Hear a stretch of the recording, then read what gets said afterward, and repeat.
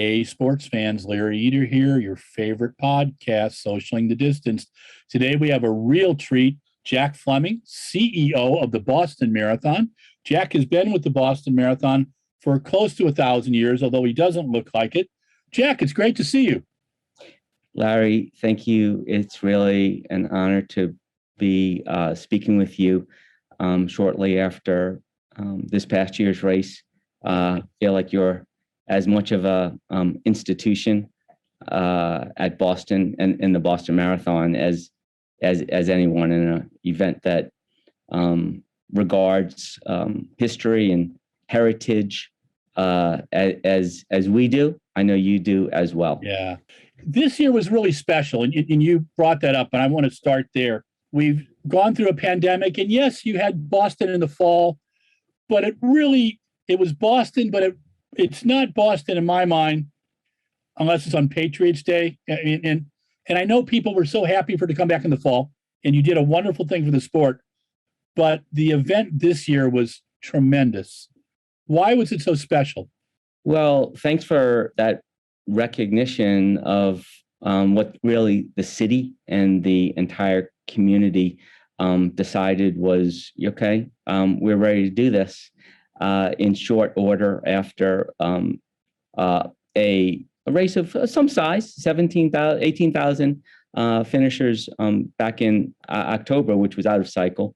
But you're right. The Boston Marathon, third Monday in April, Patriots Day is absolutely a sure sign of spring in New England. It really is the opening of, the Red Sox have their opening. We just happen to be opening spring at exactly the same time this year. Swan boats on Boston Common for anybody who's ever been here. Cherry blossoms on the Charles River or down Beacon and Commonwealth Avenue. But it's part of the fabric of this running community and this residential and business community, and people missed it.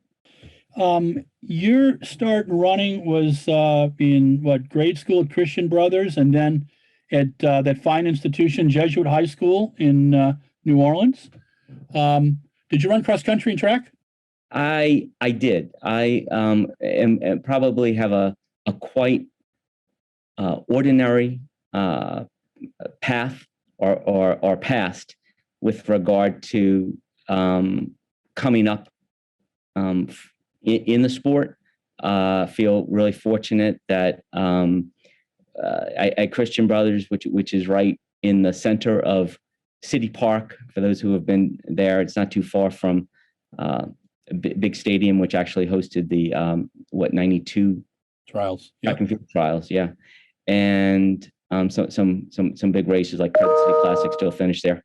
And I remember the first race really was running around the school, and just kind of got hooked from there. My brother and sister both were recreational runners and really encouraged me, and been fortunate throughout my life, like many people in our sport, to have just wonderful coaches that are humans first and foremost.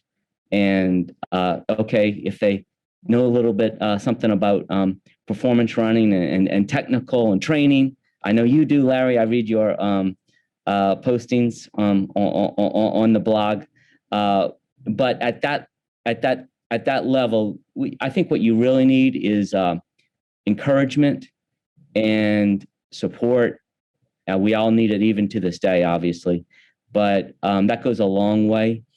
And I still think about those great coaches along the way that just got me to the next level, or pass the baton from one coach or one era to another. So coaches and officials are maybe the unsung heroes of running. Totally agree. You then went to Boston College, and then you worked for a mutual friend of ours, Mr. Steve Vitonas, at USATF New England, Was Maria Baker there at the time? Yes, she was. Maria was at the same time the administrator of the Boston Athletic Association. She was a wonderful woman who you can't mention Maria and her giving spirit without also thinking about Gloria Ratty, our longtime historian in the same breath. But yeah, and she was volunteering as Maria would, as Gloria would, to help out USA Track and Field New England whenever possible. She was president of the association, and you know, Steve also Vitonis, one of those individuals. If you're in this New England running community, you probably know his name. You probably have you know, had a conversation with him.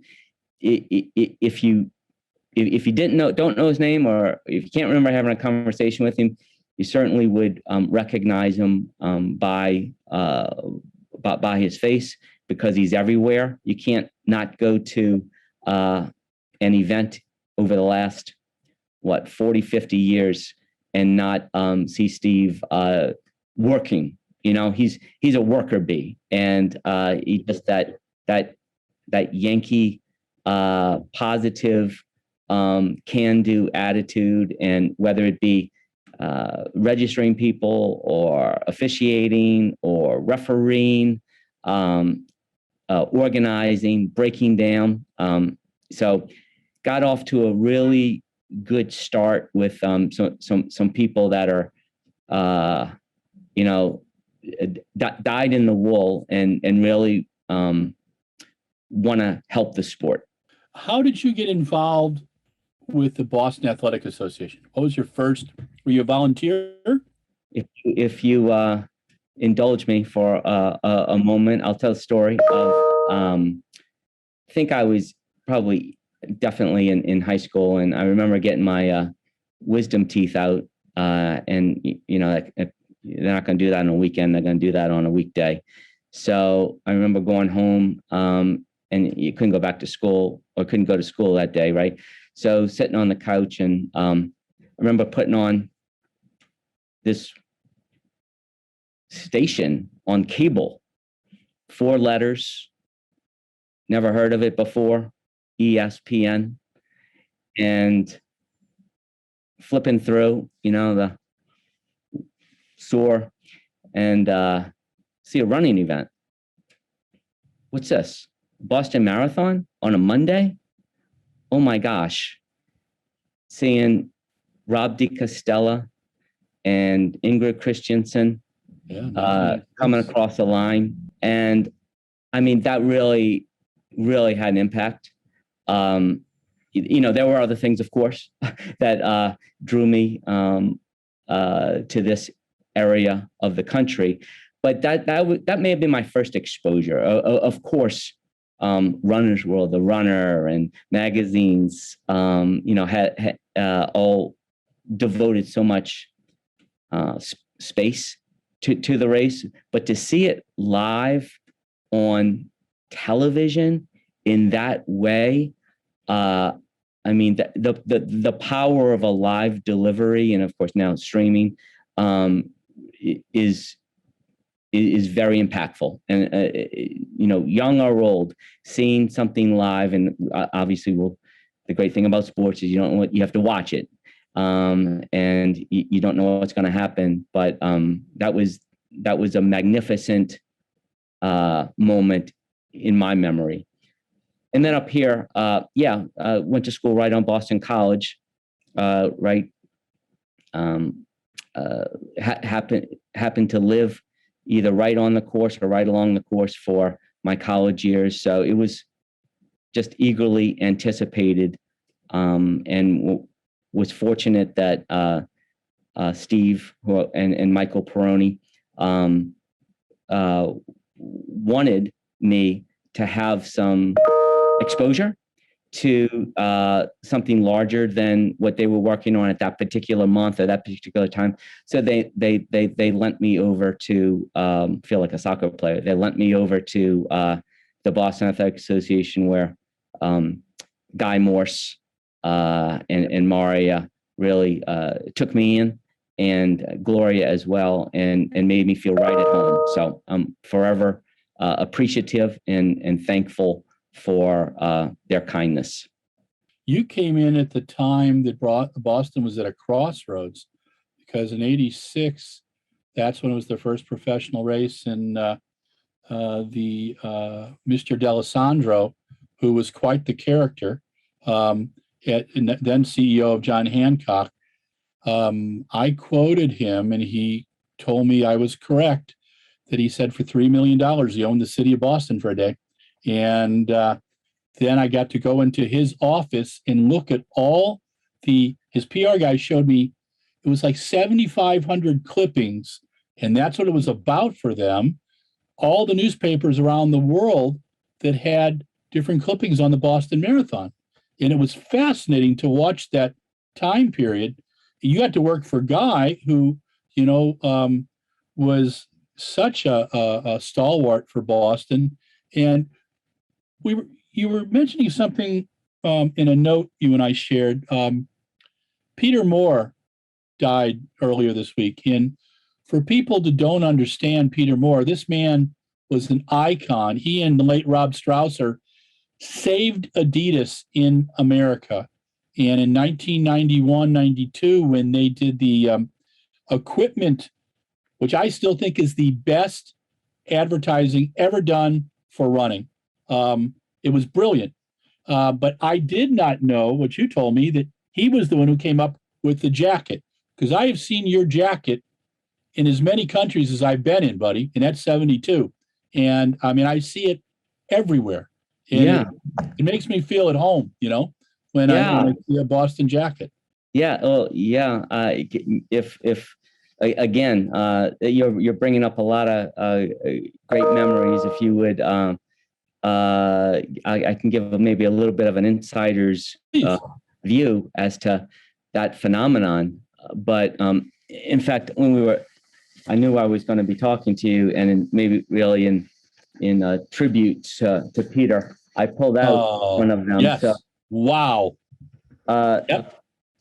You think of guys like Adrian and Murphy, yep, and Klein and that group, but from the beginning, they saw Boston along with Hancock as so much opportunity around it, and Boston was viewed as, okay, the premier, the premium, the place you wanted to run in the footsteps of the marathon's greats, whether it be John J. McDermott or Clarence DeMar, or Johnny Kelly, Joan Samuelson. Okay, the list goes on, and we could spend all day on that.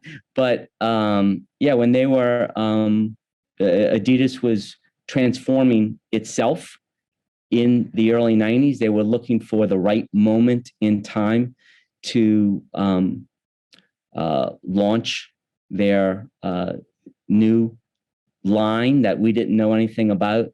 And so it was a real moment in time for Adidas to choose the Boston Marathon in the spring of 1991, and build a massive campaign around it.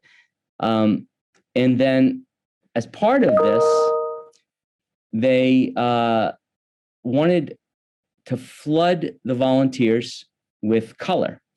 And so they provided the BAA with volunteer jackets that were functional, that they provided medical jackets, which had a different color coding system for the many members of the press corps, a different one.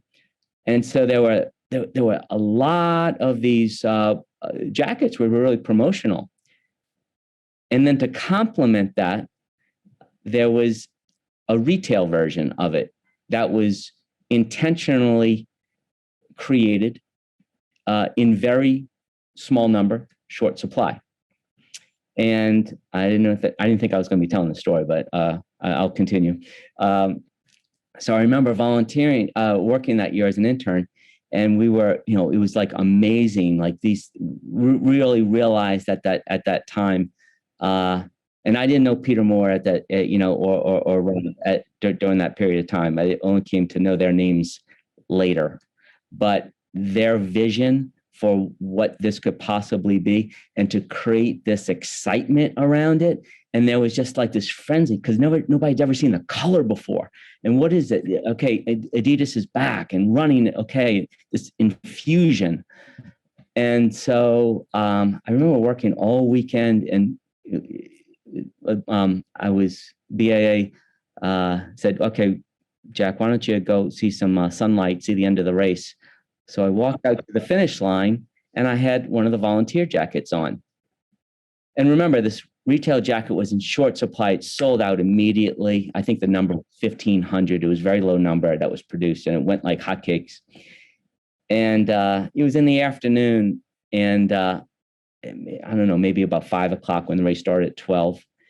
And someone came across the line, ran up to me and said, I just finished a Boston Marathon. It's my first one. It's the experience of a lifetime. I have to, where can I get a jacket? I said, oof, I'm sorry.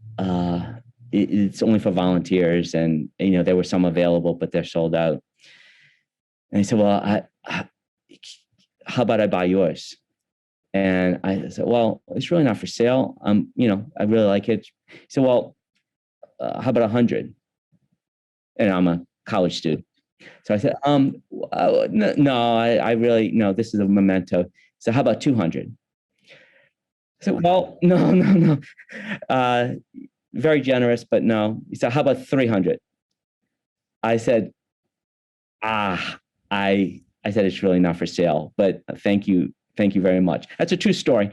And, I think then maybe that's when everybody knew that the BA and Adidas were on something with that concept. But total credit to Peter Moore and that creative genius for having that vision, and which continues through to this day with in different colors, or become synonymous with different years when we've happened to be our club colors of blue and yellow or blue and gold. They've timed that over the years to coincide with either significant moments or anniversary years. Our club colors for our 100th Boston Marathon in '96, the centennial, just so happened to be those colors in 2013. That was coincidental, but those kind of became Boston's colors that particular year. And then many years later, or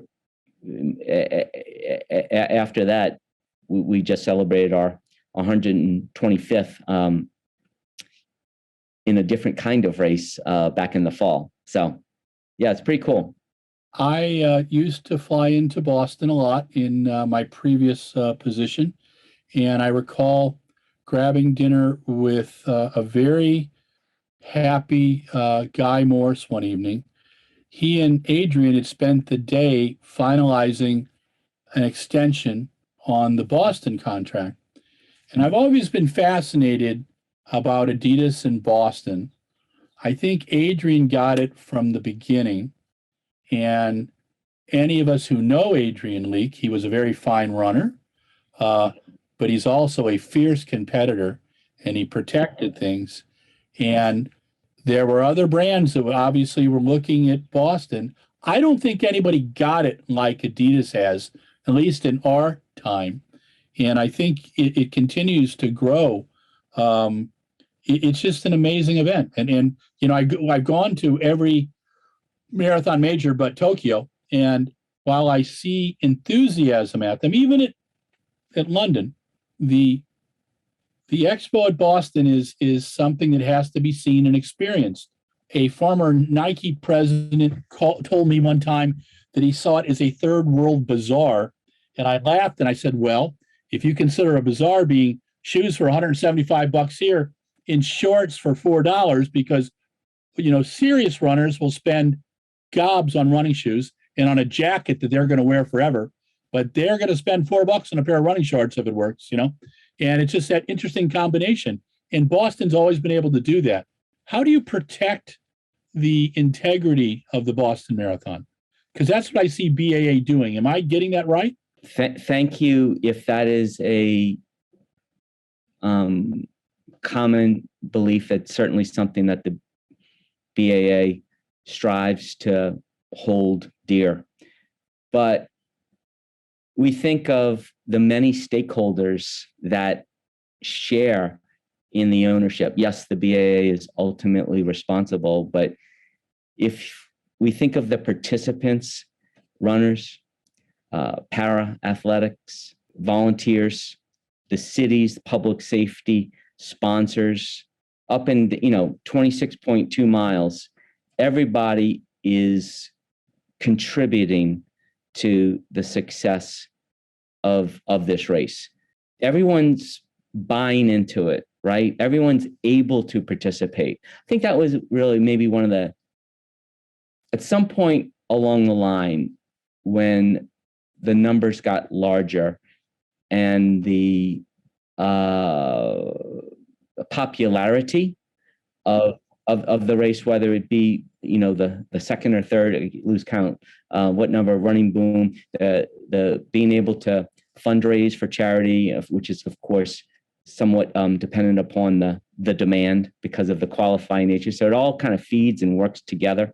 But maybe the BAA and the race itself was able to unlock some magic along the way by realizing that if you give yourself over and allow the stakeholders to participate, and it can really expand the enthusiasm for it. Participating in the race no longer means just running. If you're a member of if you're with the media and you're covering the race, we're so fortunate. It doesn't, working in the press room or that area as I did for a number of years, it never felt like that tremendous press corps was working. It felt like a reunion. It felt like old home week. It felt like, okay, that was I got to go to Boston because that's when I'm going to get to see this person, that person, another person. And, I speak about that area because that was kind of the area I spent a lot of time in. But that same dynamic feeling also holds true for if you're a volunteer and you look forward to packet stuffing and seeing that group from packet stuffing up at Wilmington at the tremendous facility that we use. And it could be a damp day, it could be a hot inside, musty, etc. You'd never know it because these volunteers, that is a weekend or a shift or a double that they've been looking forward to since the last year. If you're a spectator, you hear these stories, and the stories are true. They're not just stories of the family that goes out to Commonwealth Avenue or Framingham or Natick. I happen to live in Natick, and I know, just as an example, there's this one particular house that, okay, everyone's going to start off at this house early in the morning, and it just feeds on itself every year. People are still talking about it. That particular, we can call it a party, I think. The barbecue, and then that family is looking forward to bringing their kids and passing on that feeling from one generation to another. That's not an isolated story. That's again, that's I think part of why the feeling of Patriots Day is so uplifting. Yeah, I mean, I'm thinking right now of those stories of how fans, spectators would go out with their Globe or Herald or the special section that the Phoenix published, and with the numbers, and you kind of looking, okay, number one, that's Johnny Kelly, right? Number two, that's Jericho Tay, and you stay there and you kind of look and cheer, and okay, maybe as the years wore on, you waited as a measure of respect to see the champions go through. You know, you think of every fifth year at that time, Amby Burfoot. Okay, you're looking for Amby, you're looking for Joni, and you're looking for the Hoyts, right? So it's very, very cool because the crowds really bring you along. They make it. Wellesley College, now Boston College, has that sort of that sounds like it's looking to make a run at overtaking Wellesley College as the place that participants or runners remember most. Cool. It is. It's very cool. If my daughter happens to be at Boston College, she was telling me a story about how 5:30 a.m. or 6 o'clock a.m. on Patriots Day, the alarms went off, and pots and pans and spoons on pans. People going to marathon day, let's go. And people were out on the course super early, just ready to go because the race is starting early, and we do have the military marchers starting, and they want to be supported. Fans want to support them, and the wheelchair division, the hand cycle division, the duos, para. So it's very, very. If you've never been to the Boston Marathon, I would. It's an open invitation to all of your viewers, Larry. Thank you. Well, my Monday's Patriots Day for the last 20 years, I would stay at the Charles Mark. And about 6:30 in the morning, I'd get up, grab a cup of coffee. Jefferson would be at the bar, getting ready for the crowd coming in, the world's greatest bartender, and walk the 800 meters to the media room and get all set up and, grab a little breakfast and be ready to roll, I can attest to that, Larry. I can recall making the rounds through the Fairmont Copley Plaza on race day, and you have accurately captured that you were generally or are generally the first person in the press room. So that's and sometimes the last one in the press room at the end of the day. So there's something special about it. I tried to explain it that, the last few years I would sit with David Hunter, who's one of our senior writers, and, we would try to cover everything live on social media. And we had for a long time David Murphy doing the announcing, and then James O'Brien. And I loved them both. I miss Murphy very much, as he travels around Asia and, sets the world afire. But he always had good announcers in there. I do recall a year where I did drive you a little bit crazy because a centipede showed up with a couple of my buddies, and they wanted an interview, and you had to make sure that they understood that this is a working press room. I was years later, Larry. We absolutely have joked about that so many times, and I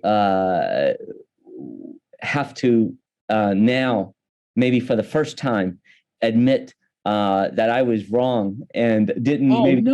That I didn't really realize what was going on at the time. Yeah, and you're right. There was a centipede that had a great race out there, and there was media interest in speaking to the members of the team. And you're right. I was coming maybe in from a different part of the race, and it was years later. it's a funny story. Yeah, it is. We were talking about challenges that Boston's had 2013-14 were really interesting. I think everybody who experienced 13, when 14 came and Meb did so well, they're like, oh my gosh, and that's the stories that I love about the marathon, is that you'll see athletes who have had challenges and gone through the challenges, and then they come back in and they do incredible. Like Bill Rogers in 1974 dropped out of the Boston Marathon. And the next year he comes back and he wins, and not saying everybody could win, but to me, what was interesting this year was the 50th anniversary of women first running in Boston. And then that tremendously exciting women's race. It just was incredible. Yeah, it's sometimes the story writes itself, right? And so that just on the topic of the 50th anniversary of the women's race becoming official here, and thinking of how it got to that point with the legacy again of Bobby Gibb, Sarah Mae Berman, Catherine Switzer, of course, and we were fortunate that many of the women from that first race in 1972 and Nina Cusick were able to be here. Val, one of the 8 women, actually participated with her daughters. If I'm not mistaken, Larry, I think that the 50th anniversary of Title IX will have gone into effect on June 23rd. So yes, by virtue of that coming, that's when the AAU's rules changed in the beginning of 1972, which allowed, it's crazy to even say it these days, but it's important matter of history. The AAU's rules changed, which allowed women to run in the same marathon as men. They could run marathons, and men could run marathons, but they couldn't run in the same marathon. And if that were to have occurred, the men would have had their cards pulled and wouldn't be able to be on teams. And, while we're talking, I just am remembering I was going through the expo at Boston last month, and I saw Meb was talking about his 2014 in great detail, and I happened to arrive just as it was as he was telling the story about coming down Boylston Street, and it was like people were going crazy to hear Meb tell the story. And there was like standing ovation. And whenever we see Meb, it doesn't matter. Thank you for that run. I was walking away, and someone tapped me on the shoulder. It was Cheryl, Shalane's mother, and who's a longtime photographer. And she just came to Boston this year to be here for the 50th anniversary of the women's race, but of course also Shalane ran with Adrian Hazlitt as a fantastic gesture. So many moments like that. I mean, I wish there's probably we have lots of books, right? We have books about the Boston Marathon, a few books about the Boston Marathon written that are all over. Wonderful. Every Tommy year. Barron's book is.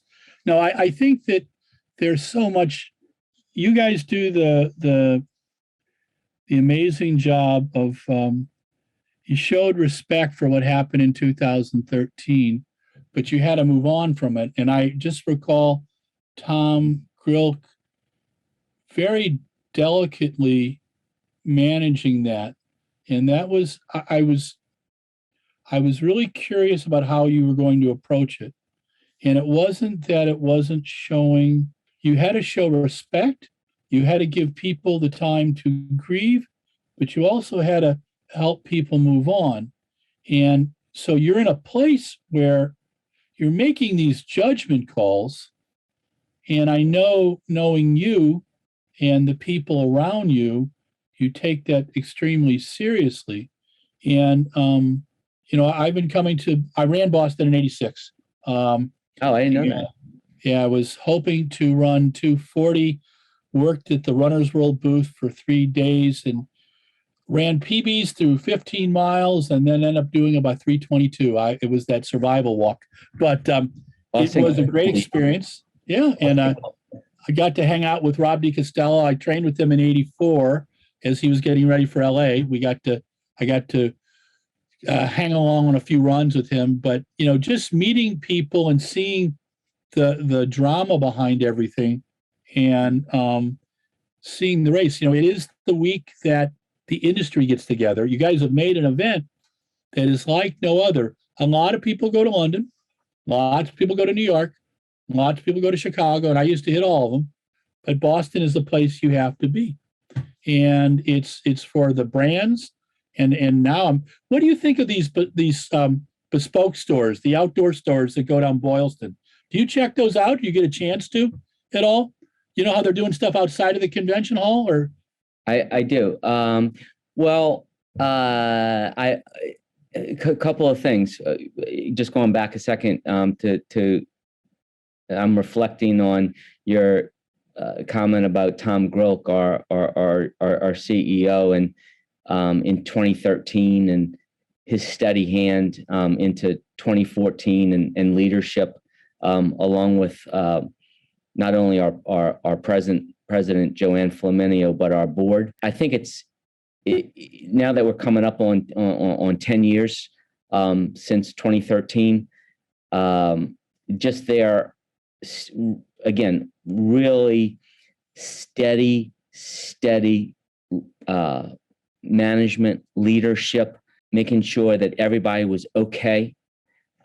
First and foremost with our team here, our organizing committee, the extended volunteers, liaising with so many groups. That was a real awesome learning time for me, to see how leadership worked, and will forever be indebted, not only to my early boss, Guy, but to Tom, who served the organization so fantastically for 12 years. The interaction with our board, which guides and strategizes and how we're going to do this. But just a moment on that, it was just having the city, having the participants, having our stakeholders at the fore, and doing something authentic in 2014, just to come back. And it's kind of what we has been our approach post-pandemic as well. I hope we're post-pandemic, where you want to give a real sense of familiarity. You want to deliver on this experience that people cherish and hold so important to them. Truth be told, you want to over deliver on that, if possible, but you want people to really feel that, okay, yeah, this is why I work so hard. And bringing it back up to today, Larry, you can't not get caught up in the emotion of it all when you're going back and forth between the expo and walking down Boylston Street, through the finish line, and to Copley Square Park, to sometimes there's so many families, and it's almost like a European summer street festival. It gets so heavy sometimes that our Boston Police Department has to shut down the street because cars can't get through, and runners really take over. Wheelchair athletes just taken over Boylston Street is this happily, it's just that unity, that oneness that the marathon metaphorically is absolutely all about. You survived almost 55 minutes, Jack. Oh, you've done a great job. And I didn't realize that. No, it's a lot of fun. I just miss talking with you, and it's great. Normally at Boston, I see you zipping around every day, doing different things. This year, wasn't able to go, and just missed the walking down Boylston Street, going to grab a Starbucks. Right. Going into the Fairmont, going to all the press events. Well, one of the things I know we're 56 minutes now, but one of the things that I always enjoy is afterwards you've always stayed an extra day. Yes, I love that post-race press conference. You've respected the work that necessarily has to go on, and I'll talk to you later. But then the Tuesday or sometimes even the Wednesday to stop in and see the decompression in progress. So those are coming into the office and meeting some of the team here. So would welcome you always back to Boston, Larry. Well, our mutual friend Mark Wetmore calls Boston the greatest city for sports in America, and we at times we have to agree with him because he does throw magnificent parties and puts on some good track meets.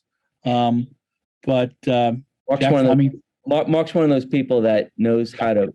His magic is bringing people together, and introducing them and seeing relationships through. So absolutely concur with that. Well, I am so happy that you, in your new position as CEO from acting CEO, congratulations. You've only spent 30 years developing to it. And I know you love the sport, and I look forward to seeing you at Boston next year, my friend. But thank you so much for the interview today. It means a lot. Thank you for the opportunity to talk about Boston, Larry.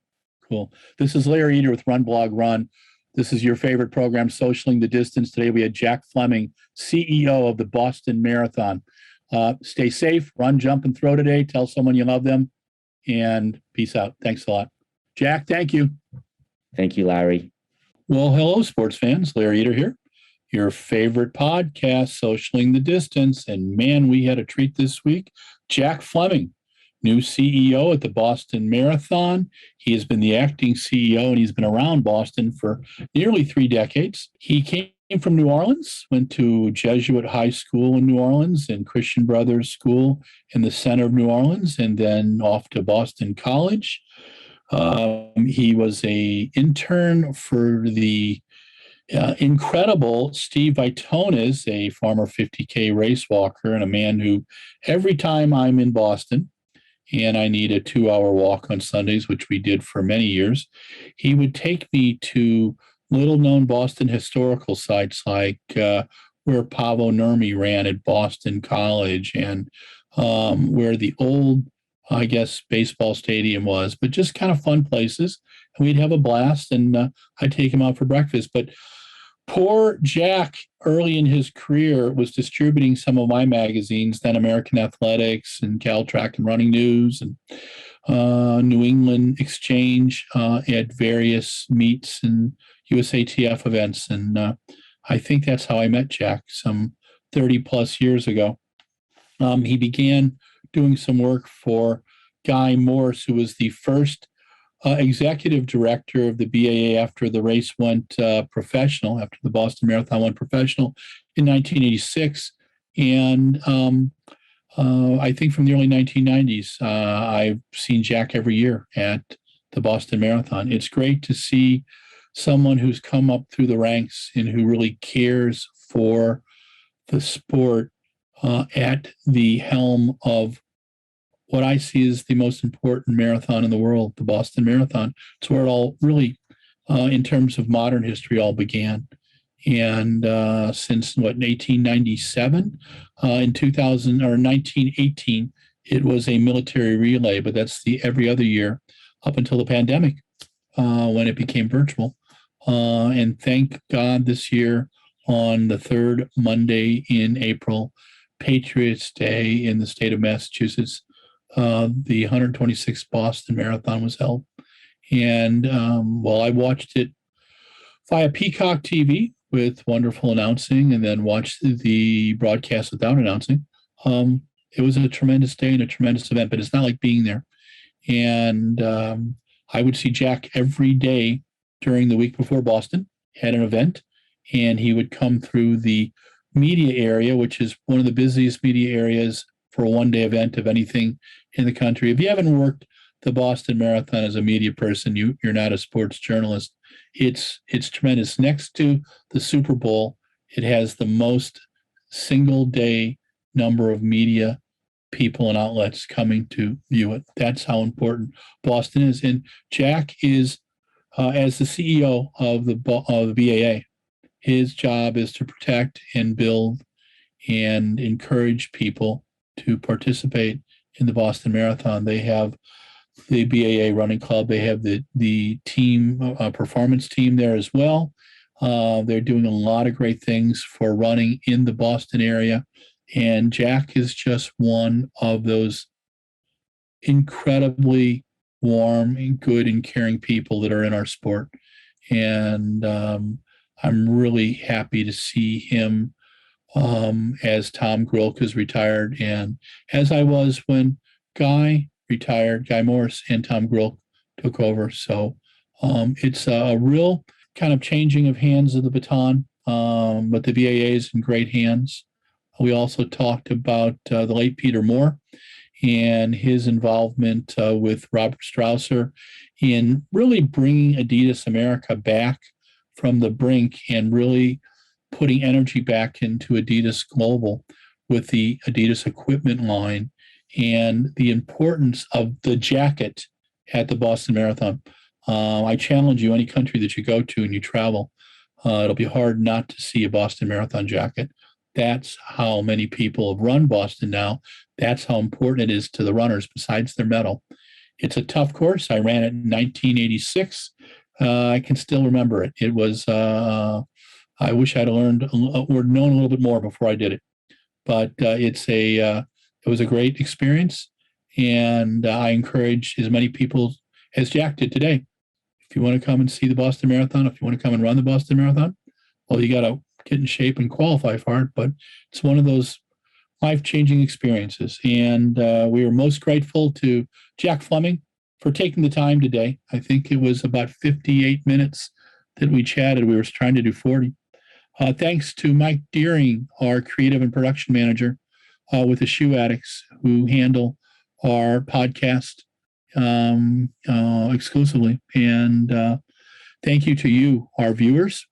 Today, what do you need to do? Run, jump, or throw. Tell someone you love them. And savor a few minutes, okay? Talk to you soon.